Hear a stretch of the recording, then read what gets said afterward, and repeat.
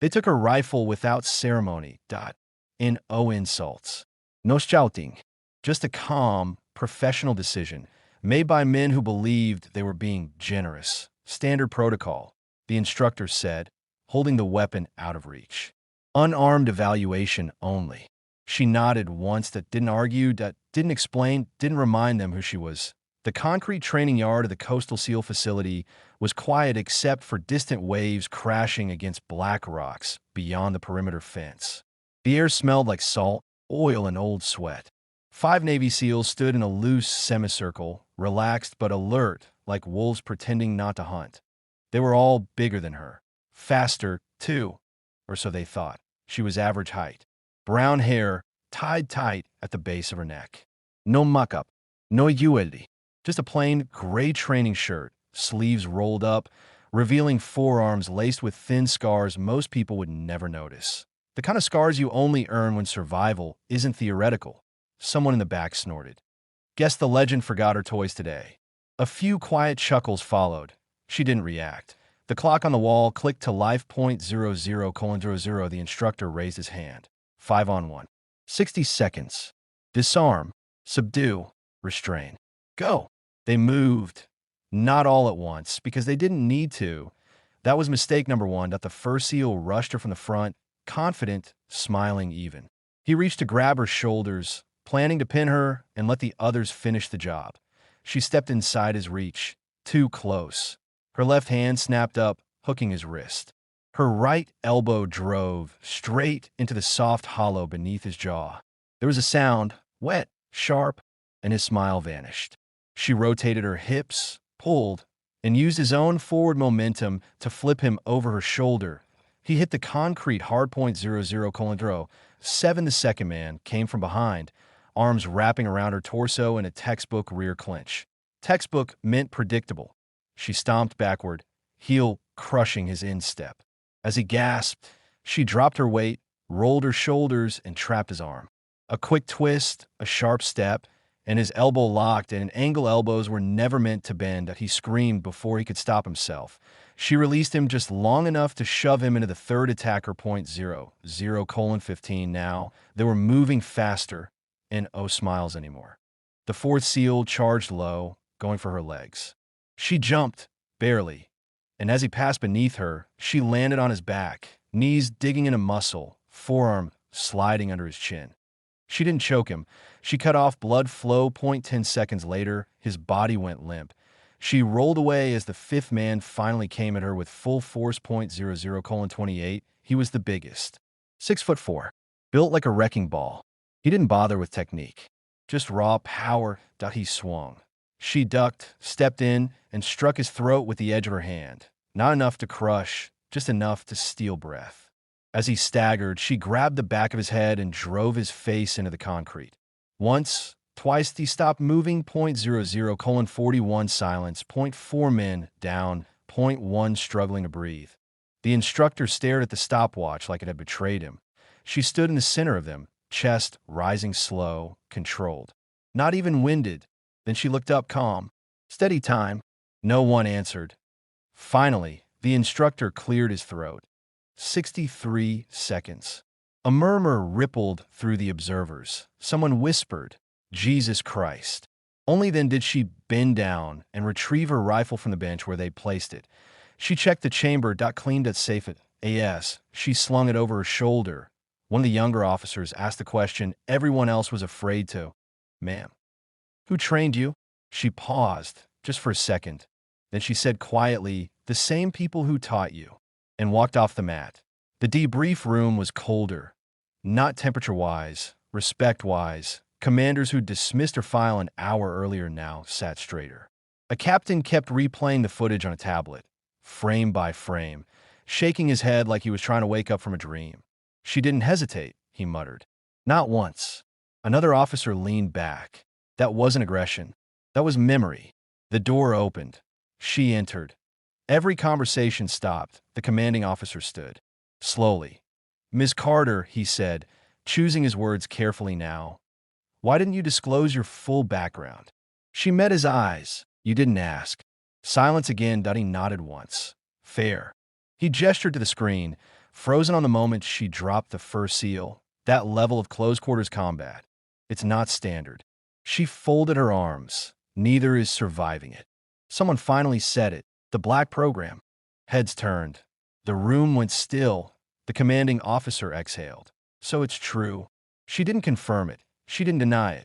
That was answer enough. Outside, medics helped the SEALs to their feet. None of them complained. None of them laughed anymore.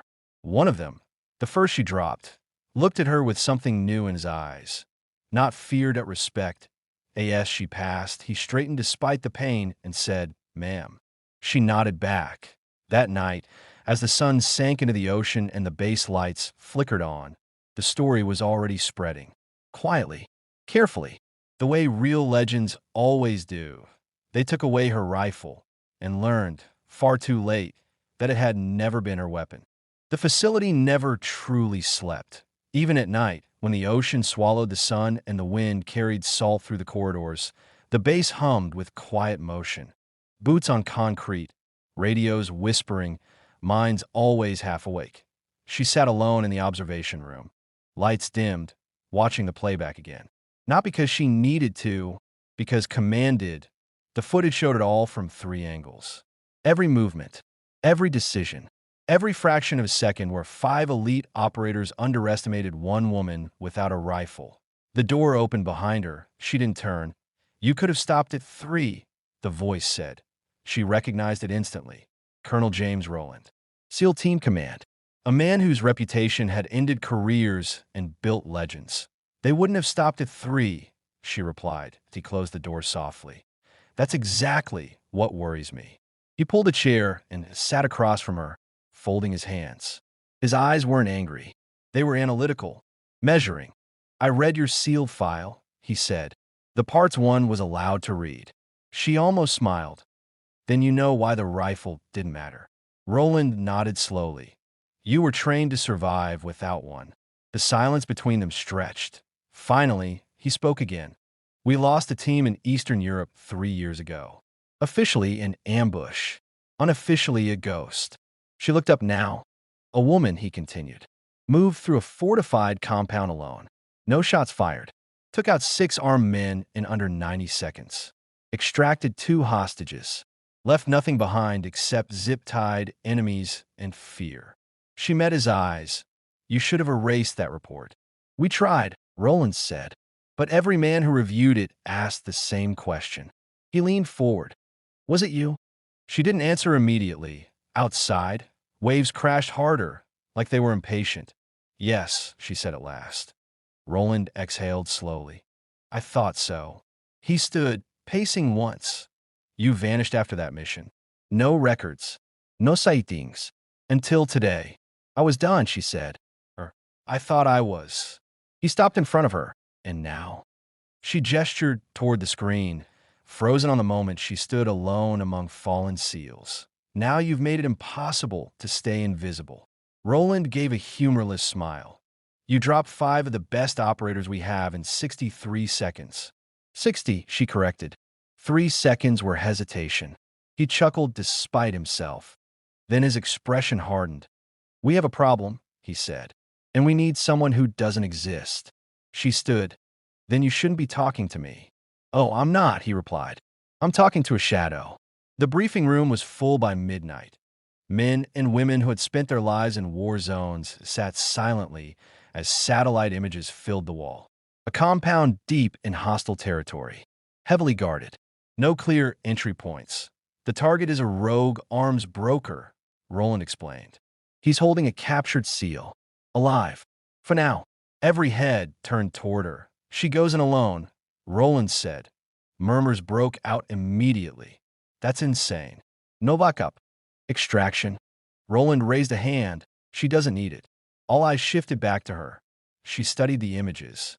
Memorized patterns. Guards. Shadows. "How much time?" she asked. "Before he disappears?" Roland said. 48 hours. She nodded. "Then give me 12. Someone laughed nervously.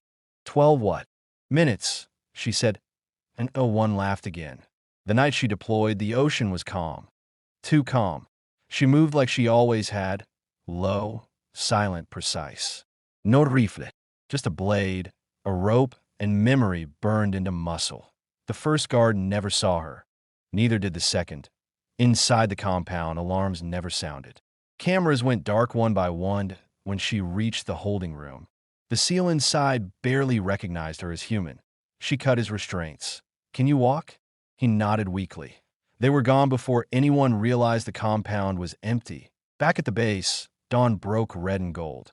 The rescued seal stood at attention despite injuries, eyes locked on her. "I thought I was dead," he said. She shook her head. "No, you were just waiting." Word spread fast this time. Not rumors, truth. They stopped calling her a legend. They called her when things were impossible. Before she left the base for good, Roland caught up with her one last time. "You could stay," he said. "Train them. Led them." She smiled faintly. "They don't need another commander." He nodded. "What should we call you then?" She thought for a moment. "Nothing," she said. "If I'm doing my job right, they'll never know I was there." She walked toward the gate as the sun climbed higher. Behind her, 5 seals, bruised, humbled, and wiser, stood silently. One of them spoke, voice steady. "Ma'am?" She turned. "Thank you for not holding back." She met his gaze. "Next time," she said, "I won't." And she was gone.